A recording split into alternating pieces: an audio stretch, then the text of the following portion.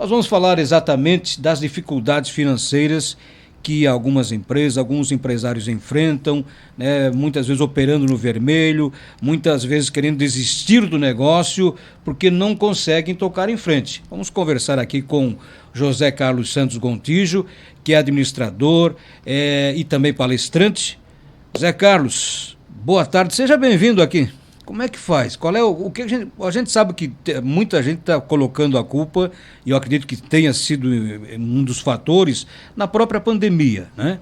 Aí muita gente não conseguiu se recuperar quando a vida, entre aspas, voltou a um novo, né, normal, né? Como o pessoal costumava dizer. É mais ou menos isso?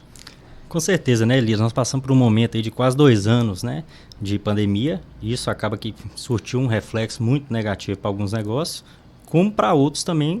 Houve um processo de mudança, né, nesse conceito, nesse tipo de trabalho, principalmente o setor de delivery, de entrega, são setores que não sofreram, pelo contrário, são setores que conseguem desenvolver muito bem, né?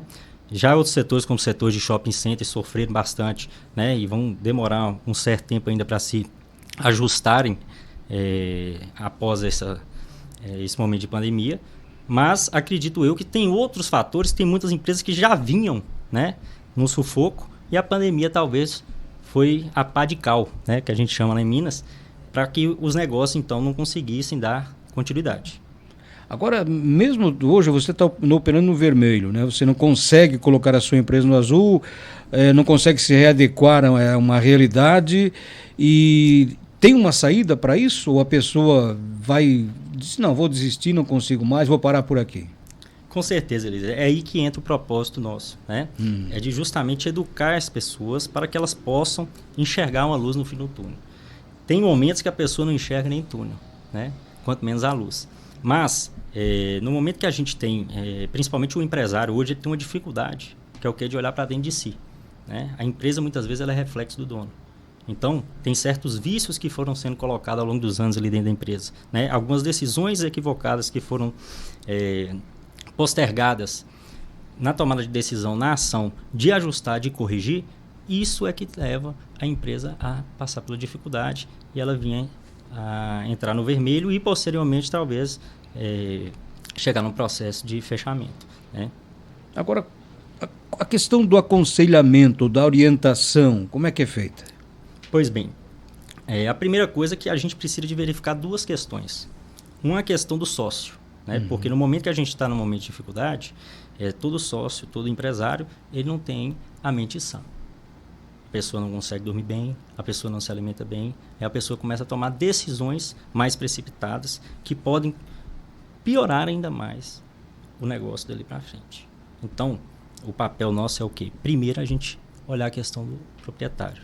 Ou seja, a gente tem que adequá-lo, ajustá-lo, para quê? Para que ele tenha condição psíquica, né? Não somente a questão do conhecimento, mas a questão psíquica pessoal dele, para que ele possa então, virar a chave, se erguer e enfrentar a partir dali um novo plano, que é o quê? Aí já entra agora um segundo momento, que é um plano de recuperação financeira do negócio, ou seja, é um processo de ação, onde o proprietário da empresa, ele vai ter que agora, nós vamos passar todo um planejamento para ele. Primeiro nós vamos diagnosticar o problema.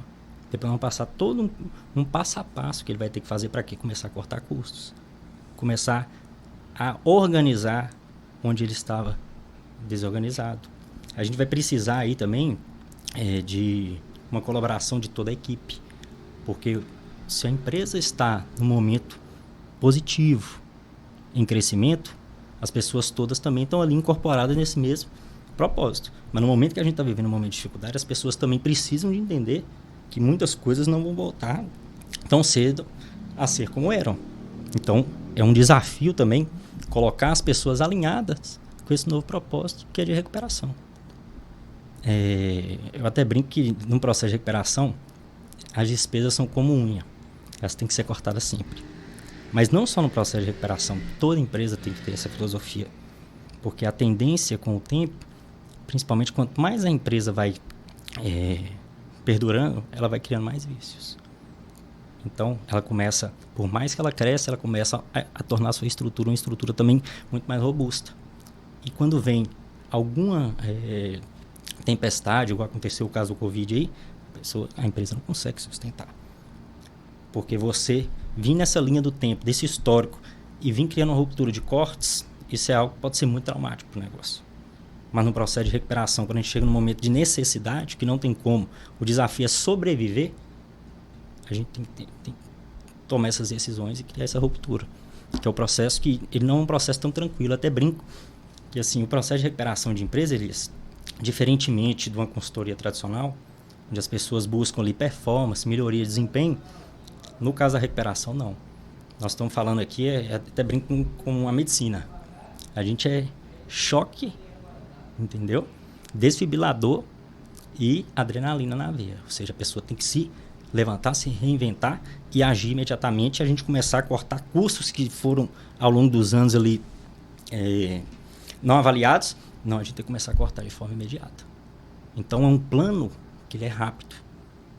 Porque a gente tem que adequar a realidade do negócio de forma rápida.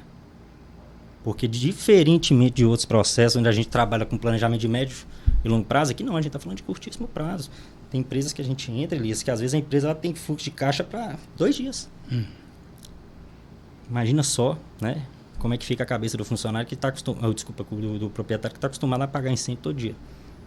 E ele pega o contas a pagar dele e não tem dinheiro. Então ele tem que começar a abrir sua mente para 1 milhão de decisões que ele tomou de forma equivocada e que levaram aquilo.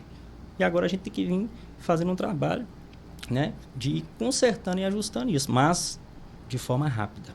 Então é um tratamento de choque, né? Não é um trabalho fácil, né? É um trabalho bem desafiador.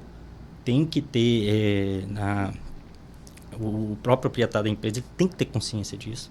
Ele tem que estar obstinado a vencer. Ele tem que estar muito decidido que ele quer recuperar. Entendeu? Porque não é fácil você tomar decisões drásticas no negócio, no curtíssimo espaço de tempo, né? E ainda tendo essa pressão de credor, de dívida, de fornecedor, né? Às vezes de funcionários. Então, não é fácil, porém é possível, né? Não, nós estamos falando aqui, né, Zé Carlos, de pequenas empresas menores, né?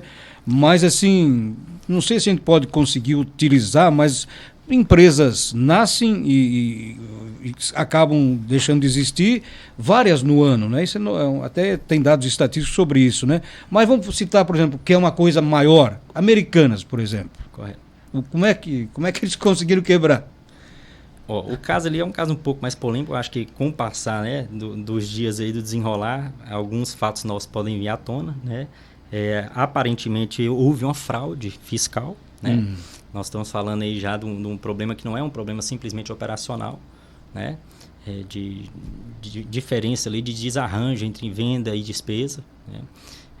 E um problema que aparentemente também tem mais de 10 anos que ele está sendo contabilmente, né, ajustado esses balanços para que a empresa conseguisse apresentar resultados para o mercado, né, e não viesse a ter um impacto tão grande nas ações.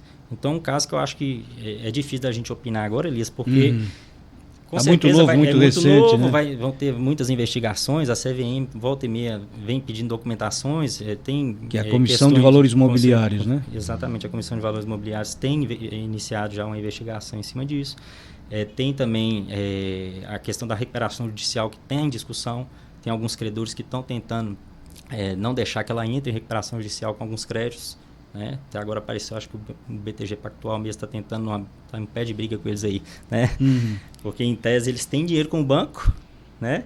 E eles não querem pagar a dívida com o banco porque pela recuperação judicial eles teriam um prazo longo para pagar essa dívida, né? Em outros termos. Então, é um caso bem mais complexo, né? Acredito eu que o Brasil é o país dos milagres, né? Imagino também que pelo fato de ser uma empresa de grande notoriedade, onde os sócios também têm várias outras empresas, né, listadas em bolsa, acredito eu que eles possam conseguir reverter alguma situação dessa aí, né? Mas é um caso bem atípico, né, bem complexo, que eu acho que só o tempo mesmo para a gente Como nós falamos aqui, na realidade, é uma empresa grande, né, que daí sai em noticiários e tal, mas existem dados que várias empresas, infelizmente, acabam não conseguindo se manter, né? Tem umas que fecham até no primeiro ano já, né? 35% das empresas acabam fechando até no primeiro ano, Elias. E em torno de 60% das empresas vão fechar até o quinto ano. Então, é um dado alarmante. É um dado que realmente nos preocupa, né? Porque nós não estamos falando simplesmente de uma pessoa chegou, pôs no capital e montou um negócio e não deu certo. Não, nós estamos falando de sonhos, né? Pessoas que muitas vezes abandonaram o emprego, juntaram dinheiro ali de um fundo de garantia, de um acerto, de uma reserva financeira de uma vida e que vão apostar, que vão empreender, né? E que por vários fatores podem não conseguir ali perdurar, né? Mas grande parte das empresas que a gente atende, o que eu vou falar até um pouco polêmico, mas quase sempre o problema é o sócio. Não é o mercado, às vezes não é o planejamento, não é o concorrente, entendeu? São as decisões tomadas pelo sócio de forma equivocadas, né? Principalmente relacionada à retirada. Ele não espera a empresa criar uma estrutura, né? Uma envergadura financeira para começar a se remunerar. Perfeito. Tem a questão do planejamento, que muitas vezes as pessoas hoje têm um problema seríssimo. Se a gente for analisar hoje, eu acho que 80% das empresas, elas trabalham em regime de fluxo de caixa. Elas não fazem nenhum DRE, que é um demonstrativo de resultado do exercício. Então, de fato, a pessoa não sabe nem quanto é que lucra. Se você chegar para o empresário e falar, quanto que você lucra por mês, você sabe? 80% vai falar, realmente, eu não sei. O sócio normalmente chega assim, quanto temos no caixa aí? Quanto tem no caixa, não quer nem saber. Então, assim, realmente Mas o José Carlos Santos Gontijo, eu te pergunto, você, claro, administrador, palestrante, está mineiro, está no sul? Está no sul para orientar, para... Não, sou mineiro da cidade de Montes Claros, Minas Gerais, né? Decidi há 4 anos atrás mudar para Balneário Camboriú. Opa, que bom. Está conosco aí. Consegui, né, realizar esse sonho aí há 1 ano e meio atrás. Então, estou desenvolvendo esse projeto de recuperar empresas aqui na região, né? A gente atende hoje todo o Brasil. E estamos aqui à disposição, tanto presencialmente quanto a parte também do curso online.